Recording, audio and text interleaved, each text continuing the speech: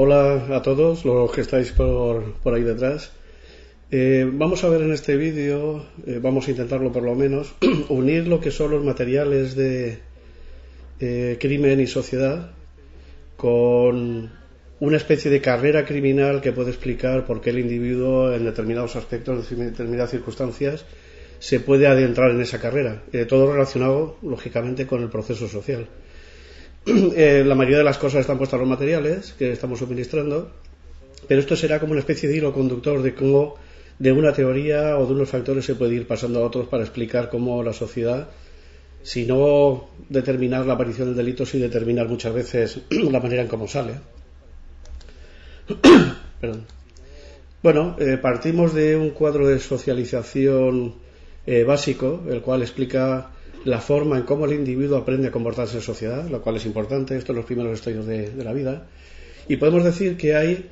dos clases de elementos de socialización. Tenemos grupos primarios, que son grupos más informales, son grupos que en cierta manera tienen la función de socializar a las personas como meta principal. Y luego hay unos grupos secundarios, que son los que vamos a ver por aquí, que son los que no tienen esa función en concreto, pero sí ayudan a socializar al individuo desde los primeros momentos en que empieza a interaccionar con otras personas. Por otra parte, esos elementos de socialización pueden ser específicos o no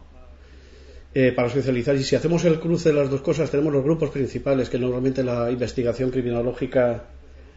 trata para explicar la combinación de factores por los cuales alguien puede convertirse, por ejemplo, en delincuente.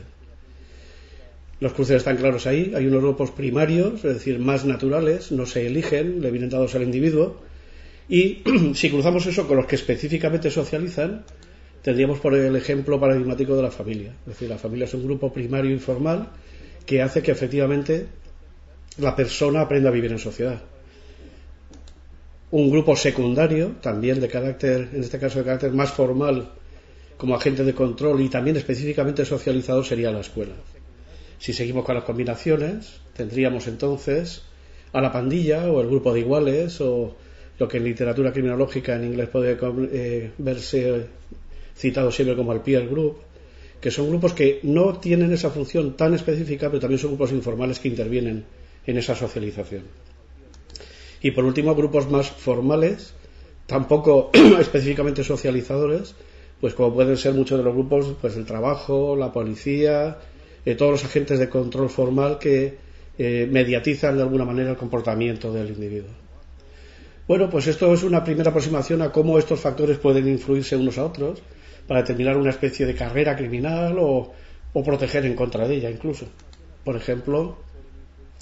en alguien en que la familia es desestructurada, la familia no le acompaña en ese proceso de socialización de manera adecuada para una socialización adecuada. Cuando en la escuela hay fracaso escolar, hay abandono, se percibe como algo no deseado, no se interesa el alumno, el joven, por las cosas que allí le pueden enseñar, y al mismo tiempo se perciben los grupos secundarios más formales, probablemente por el ambiente en el que pueda estar metido o otras circunstancias, como algo no deseado, el cuadro de socialización entonces descansa en el grupo de iguales. Y este es el problema, que en algunas ocasiones el grupo de iguales puede ser adecuado y en otros no. Y entonces, dependiendo de qué grupo de iguales, cuando fallan todas las demás estructuras, tendremos un individuo que está más o menos mediatizado, más o menos inclinado a seguir una carrera criminal. Para que veáis cómo los factores se interactúan unos con otros, vemos aquí un cuadro de la Fiscalía General de Estados Unidos, donde hicieron un estudio de los factores de riesgo en la conducta juvenil. Vemos aquí que ven factores entre los 6 y los 11 años y otros entre los 12 y los 14. Estos serían factores de riesgo. Cuanto más reúna el individuo, más fácil será que esté inclinado hacia la delincuencia, o por lo menos hacia la conducta antisocial. Y estos son factores de protección. Estos factores no están aquí cada uno porque sí, sino que detrás de cada uno de ellos hay una investigación científica, criminológica, que relaciona la presencia o la ausencia de esos factores para inclinar hacia la delincuencia o proteger la inclinación hacia ella. Vemos que efectivamente se basa mucho también en el cuadro ese que hemos puesto anteriormente, es decir, factores individuales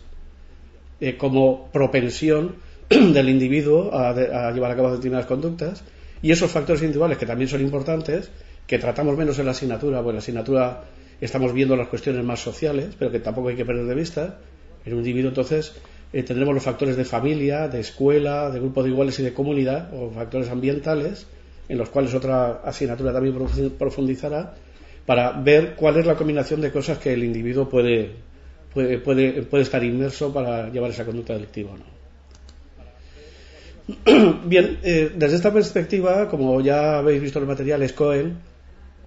trató el tema de las formas de adaptación en función de toda esta combinación de presencia y ausencia de factores.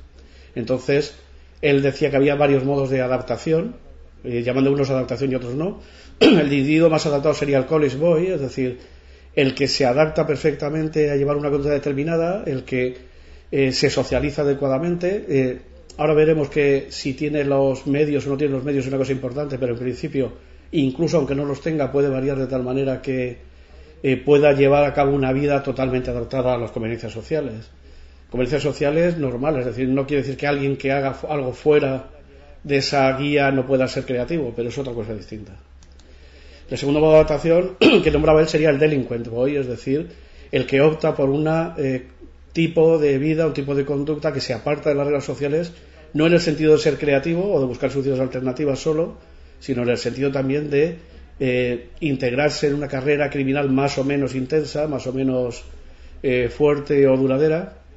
pero que busca otras alternativas que no son las aceptadas socialmente. Y hay una solución intermedia, solución entre comillas, que sería la del corner boy, es decir, lo que llamaban los chicos de la esquina, que serían todas esas personas, o jóvenes sobre todo, que no optan declaradamente ni por una vía ni por la otra, sino que se mantienen un poco al margen y optan por un modo de vida alternativo, aceptando unas cosas de la sociedad y otras no, pero que no tienen una adaptación, recurriendo al pequeño delito, conductas antisociales, no delitos demasiado graves, a reunirse en grupo, a reunirse en determinados lugares. Esto sería para los que es el corner boy. Desde este punto de vista, hemos de recordar la conocida y paradigmática teoría de la novia de Merton, que también habréis visto en cada uno de los materiales como el primer antecedente fuerte del funcionalismo desde el punto de vista. Y Merton en realidad explica un poco por qué se opta por esas tres vías. Por ejemplo, él hace una combinación de las metas que se quieren conseguir desde el punto de vista social, no solo económicas, sino económicas, sociales y de cualquier otro tipo, y las vías o los medios que se tienen para poder alcanzar esas metas. Entonces él hace diferentes combinaciones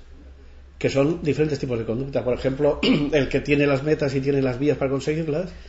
no quiere decir que absolutamente siempre, pero en la mayoría de casos recurre a una conducta de conformidad, es decir,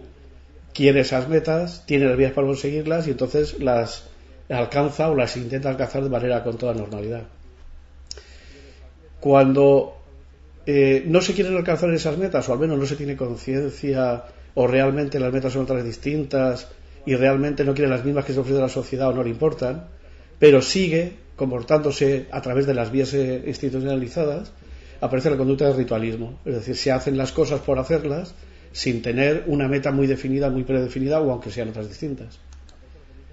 La innovación, en cambio, es querer conseguir esas metas pero no tener las vías para conseguirlas, y aquí es cuando viene la presión anómica social sobre el individuo.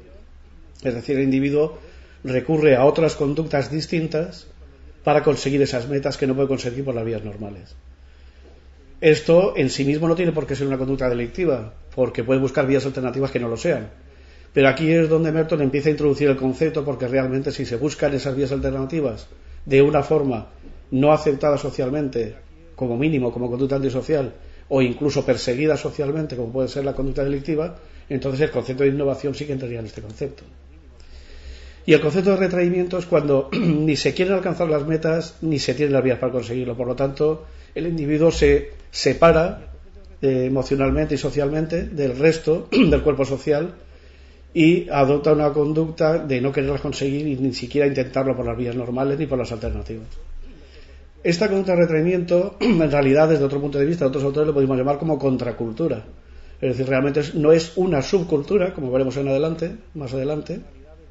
sino realmente es una contracultura. No se quieren las metas, no se quieren las vías y se opta por una cultura distinta, separada, que no tiene nada que ver con la que se quiere alcanzar socialmente por la generalidad del cuerpo social. La subcultura entonces sería, tal como hemos dicho, el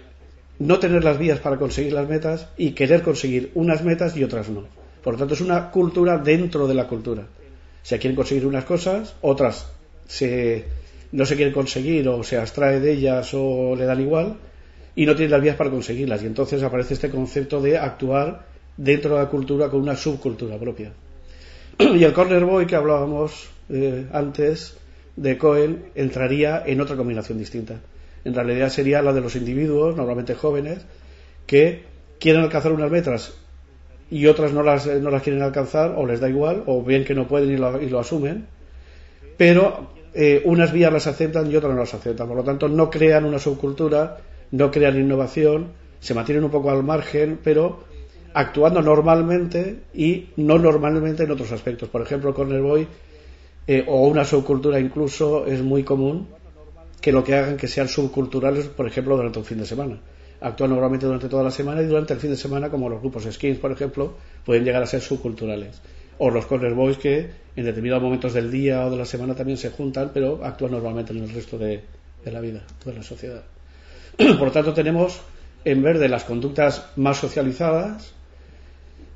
en este grupo las que son menos socializadas y que pueden dar lugar precisamente a la aparición de la conducta antisocial o la conducta delictiva, y aquí conductas que podríamos llamar alternativas que pueden llegar a ser delictivas no en función de los demás aspectos que coinciden. Por lo tanto, mezclando un poco todo lo del proceso de generación de subculturas de Cohen por un lado y de Merton por otro, y dando un paso más, veremos lo que dicen Clough y Olin precisamente dentro de este aspecto de generación, de por qué determinados individuos se unen en grupos para llevar a cabo ese proceso de adaptación alternativa a una sociedad que no acepta lo que no puede conseguir y la quieren hacer alcanzar de otra manera alternativa. Entonces esto sería el resumen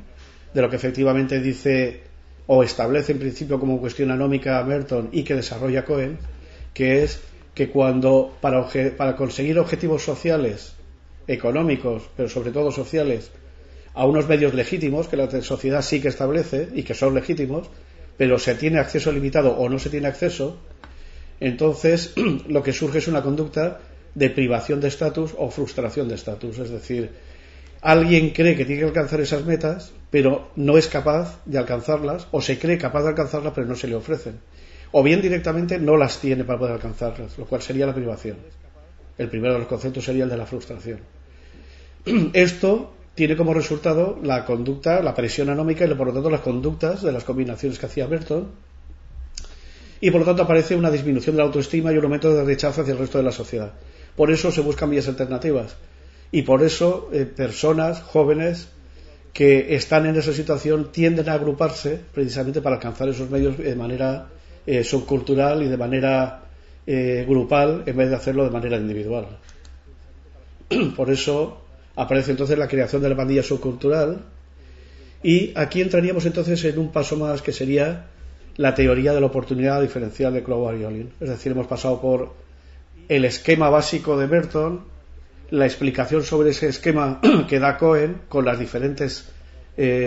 vías de respuesta para poder adaptarse de una manera o de otra, las combinaciones que se pueden hacer, esa privación de estatus que aumenta el rechazo, y por lo tanto se reúnen en esa pandilla. A partir de ahora, Clough y Olin, en esa teoría de oportunidad diferencial, dice que la respuesta del joven y también del grupo de jóvenes puede ser diferente en función del modelo de los valores influyentes que haya en la sociedad en la cual está. Y por ejemplo, dice que las tres respuestas pueden ser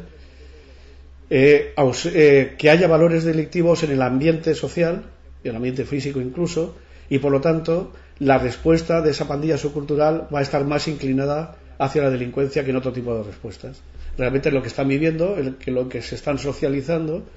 lo que viven en el ambiente, y por lo tanto la respuesta más típica sería esta. Por otro lado, si hay ausencia de delincuencia adulta pero el ambiente no es adecuado, veréis con el profesor Medina las teorías ambientalistas que influyen precisamente en este aspecto. No hay una ausencia adulta que ampare esa conducta, y por lo tanto aparece la subcultura, normalmente la subcultura de tipo callejero, pues como los corner boys, las bandas juveniles, e incluso las tribus urbanas, serían derivadas de este tipo de adaptación subcultural en función del modelo que está influyendo en el entorno social que les rodea. Y por último, cuando no influye de la gran manera ni la convencional ni tampoco lo delictivo, tampoco hay una subcultura callejera, las condiciones pueden ser más o menos buenas, sí puede producirse una respuesta incluso subcultural de marginalidad. Serían grupos sociales, grupos juveniles y tribus urbanas que no optan por la delincuencia como grupos delincuenciales propiamente dichos, ni tampoco como tribus urbanas, pero sí como algo marginal. Pueden ser algún tipo determinado de tribu urbana o de banda o de agrupación, como pueden ser, por ejemplo, los ocupas u otro tipo de agrupaciones más o menos sociales o antisociales juveniles que no optan ni por la delincuencia ni por la subculturalidad completa, sino que se mantienen al margen de ella en lo que hablábamos antes, que era una conducta de retraimiento. Lo que hay que estudiar en este caso es que las personas cambian, los ambientes en que se mueven cambian, y por lo tanto la adaptación de esa generación subcultural y la inmersión del individuo en ella puede ir variando de una a otra en función de las circunstancias, tanto físicas como sociales, que puedan ir influyendo sobre el individuo. Bueno, esto sería entonces un resumen breve que, como habéis visto, reúne un poco, no todo lo que estamos comentando en la asignatura sobre crimen y sociedad, pero sí a través de un hilo conductor, como una persona desde una predisposición puede ir adentrándose en la conducta criminal en función de las circunstancias sociales, en función de su proceso de socialización, en función de los factores de protección e inclinación al delito o a la conducta antisocial que pueda tener. Por lo tanto, en muchos casos deciden o no inclinarse hacia una conducta subcultural en la cual se potencian toda esa visión alternativa, algunas veces antisocial, otras veces las menos afortunadamente delictiva, y por qué optan por mayor o menor intensidad en una capacidad delincuencial,